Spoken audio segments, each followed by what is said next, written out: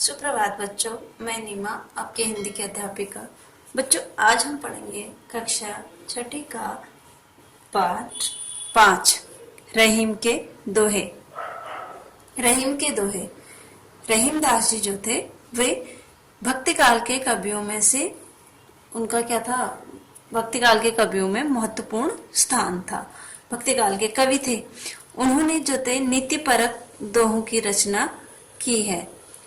रहीम ने जो है प्रकृति और मानव और लोक कल्याण की बड़ी ही सूक्ष्म और गहन दृष्टि से जो है उन्होंने लोक कल्याण, लोक व्यवहार को जो है और मानव जीवन को क्या क्या है देखा है और परखा है।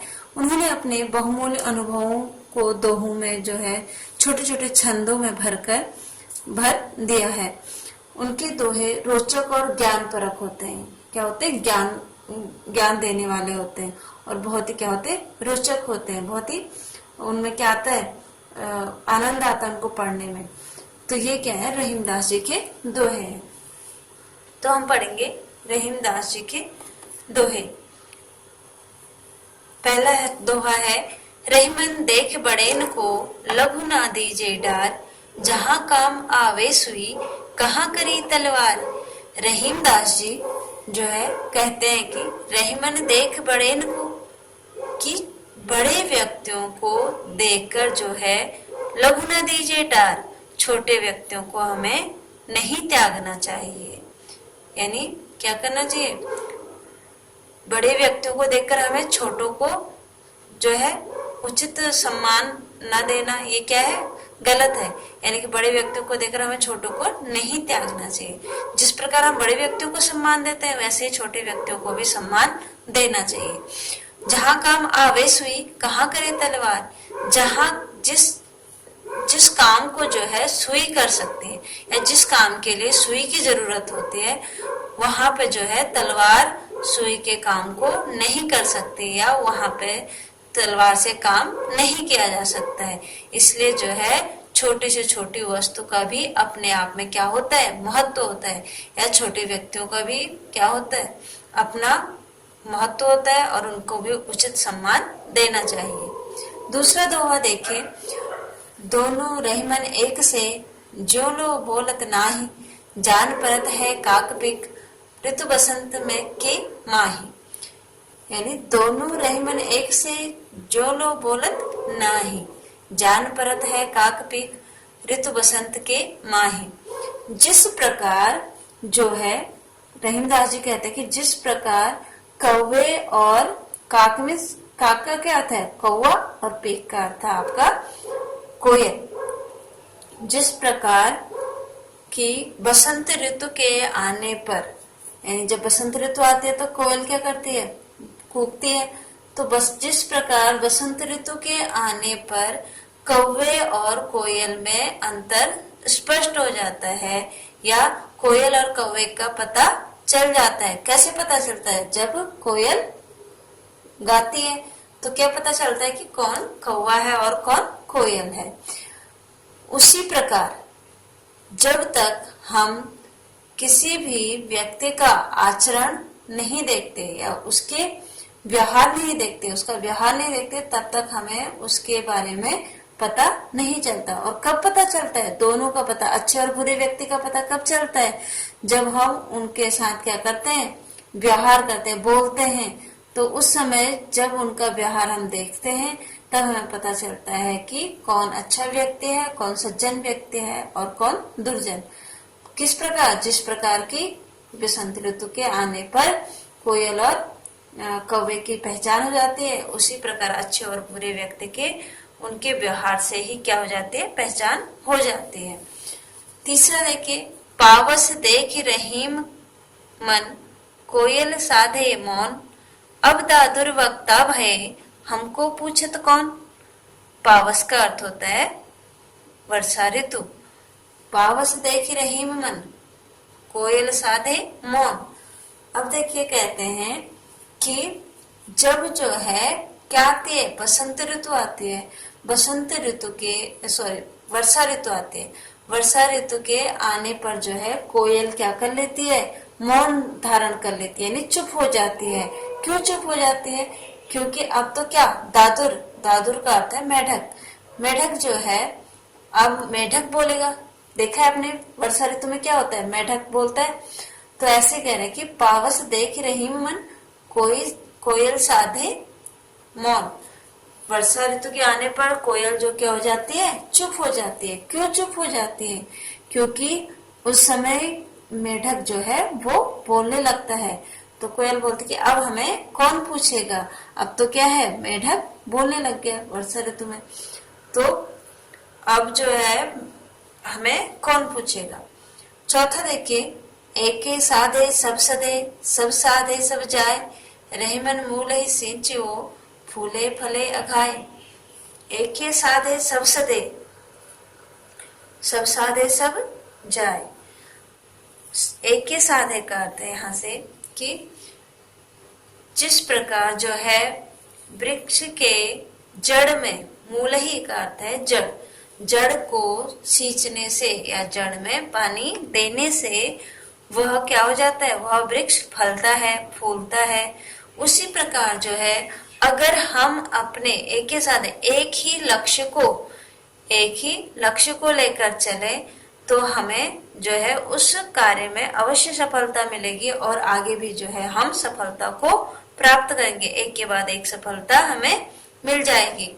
तो इसलिए हमें क्या करना चाहिए, केवल एक ही लक्ष्य को देखकर जो है अपना कार्य आगे करना चाहिए। यानी लक्ष्य निर्धारित करके ही हमें जो है अपना कार्य करना चाहिए, जिसमें कि हमें अवश्य सफलता मिलेगी और हमारे आगे के कार्य भी जो है वो सफल होंगे।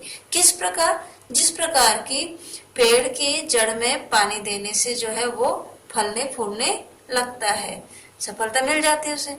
तो पांचवा देखिए, समय पाए फल होत है, समय पाए झर जाए, सदा रहे नहीं एक सी, का रही मन पछताए। अब यहाँ पे जो है रहीम दास जी कहते हैं समय के बारे में कि समय पाए फल होता है। जिस समय फल लगने का समय होता है तो उस समय जो है फल लगते हैं, लेकिन जब जो है उस फल के झड़ने का समय आ जाता है तो वो अपने समय पर ही क्या कर जाता है, झड़ जाता है, यानी गिर जाता है। जब उसका समय क्या होता है, फलने फूलने का होता है, तो वो फल होता है। और जब जो है उसके झड़ने का समय होता है तो अपने निर्धारित समय पर ही वो क्या हो जाता है, झड़ जाता है, गिर जाता है। सदा रहे नहीं एक सी, का रही मन पछता है। तो रहीमदास जी कहते हैं कि तो उसी प्रकार जो है हमेशा जो है समय एक जैसा नहीं रहता, यानी सुख के बाद दुख भी आता है और दुख के बाद सुख भी आता है। तो इसमें तुम्हें इतना सोचने की कोई जरूरत नहीं है, पछताने की जरूरत नहीं है, क्योंकि जिस प्रकार फल के आने का समय निर्धारित होता है और उसके गिरने का समय भी निर्धारित होता है, उसी प्रकार जो है ये समय भी जो है चलता रहता है और सुख और दुख का समय भी निर्धारित होता है। छठा देखिए, रूठे सुजन मनाइए, जो रूठे 100 बार, रही मन फिर पोहिए, टूटे मुक्ताहार। यहाँ पे रहीमदास जी कहते हैं कि जिस प्रकार जो है मोतियों की माला के बार बार टूटने पर हम क्या करते हैं, उसमें मोतियां फिरोते हैं, यानी मोतियों की माला को बार बार बनाते हैं, पिरोते हैं या बनाते हैं। उसी प्रकार जो सज्जन व्यक्ति होते हैं, सुजान यानी जो रूठे सुजन मनाइए, उसी प्रकार जो है जो क्या होते हैं, सज्जन या चतुर व्यक्ति होते हैं, वो क्या करते हैं, रूठे हुए को बार बार मनाते हैं। बड़े बड़ाई ना करे, बड़े न बोलत बोल, रहमन हीरा कब कहे, लाख टका मुरे मोल। यहाँ कहते रहीमदास जी कि बड़े बड़ाई ना करे, अपने आप अपनी बड़ाई ना करें।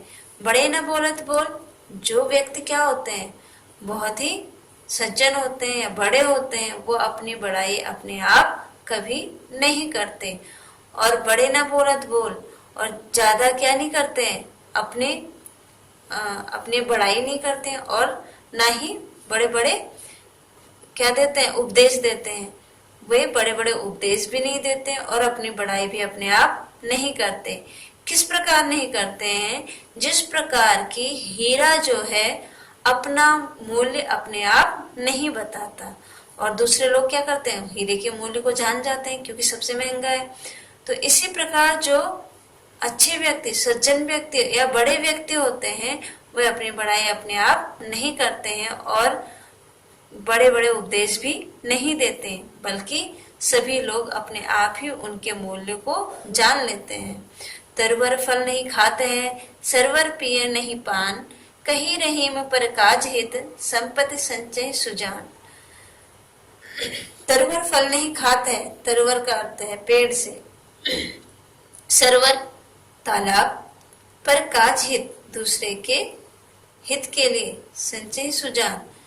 यहाँ पे जो है रहीमदास जी कहते हैं, जिस प्रकार फल जो पेड़ जो है अपने फलों को स्वयं नहीं खाता, तालाब अपने पानी को स्वयं नहीं पीता, और उसी प्रकार जो है रहीमदास जी कहते हैं कि उसी प्रकार जो क्या होते हैं,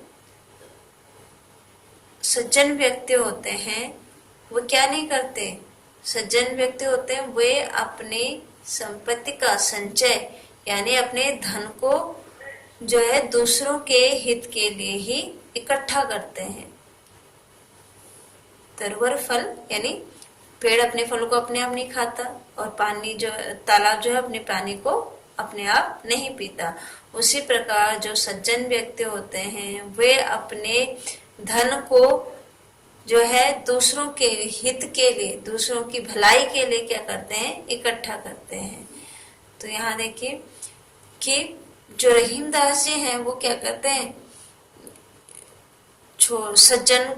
सज्जन को मना कर रखना चाहिए, ये भी बोलते हैं, है ना, रूठे सुजन मनाइए, ये लिखा था ना।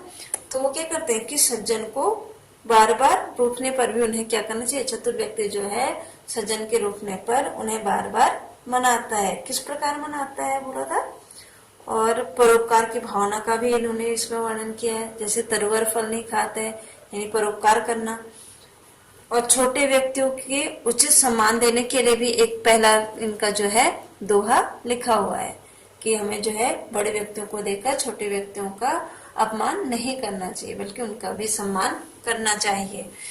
तो यहाँ पे जो है हमारे रहीमदास जी के जो है दोहे समाप्त हो गए हैं, पाठ हमारा समाप्त हुआ। धन्यवाद।